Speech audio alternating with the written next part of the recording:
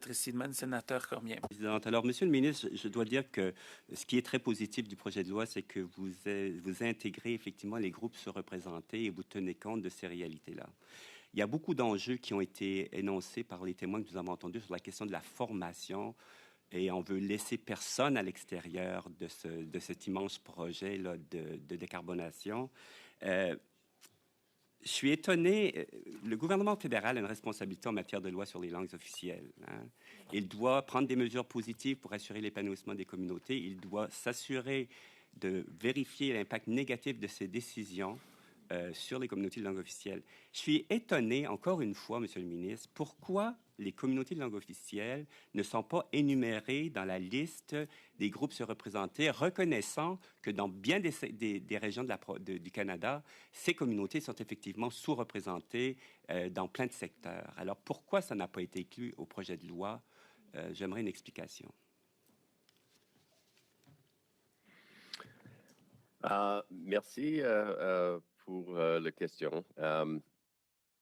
Bien sûr, les minorités anglophones ou francophones sont très importants et la loi sur les langues officielles, c'est quelque chose qui est très important pour partout le Canada.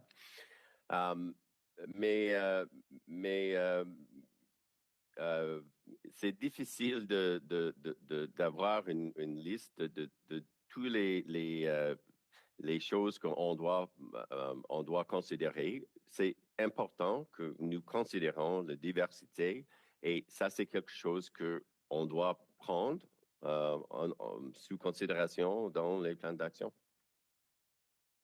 Le fait que vous parlez de certains groupes, mais je ne comprends pas pourquoi le gouvernement fédéral, qui se dit un ardent défenseur des communautés linguistiques en situation minoritaire, n'inclut pas dans des projets de loi aussi importants que celui-ci l'importance de prendre en compte les communautés de langue officielle en situation minoritaire. Je ne comprends pas pourquoi, à l'élaboration du projet de loi, ce n'est pas automatiquement inclus, puisque vous incluez d'autres groupes sous-représentés, et on applaudit que vous incluez ces groupes, mais je me demande pourquoi ce groupe-là n'est pas et puis, c'est pas l'idée de faire une liste approximative. Si on veut que tout le monde soit inclus, il faut inclure tout le monde.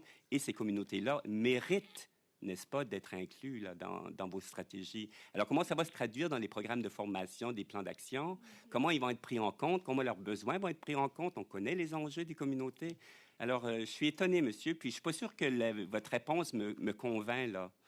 Qu'est-ce que vous pouvez me dire davantage? Mais peut-être après nous sommes finis, mes fonctionnaires peuvent discuter un petit peu plus, mais c'est un bon point c'est difficile quelquefois d'avoir une liste qui est complètement inclusive, mais c'est quelque chose que on peut discuter durant le processus maintenant. Merci, Monsieur le ministre, de votre ouverture. Merci.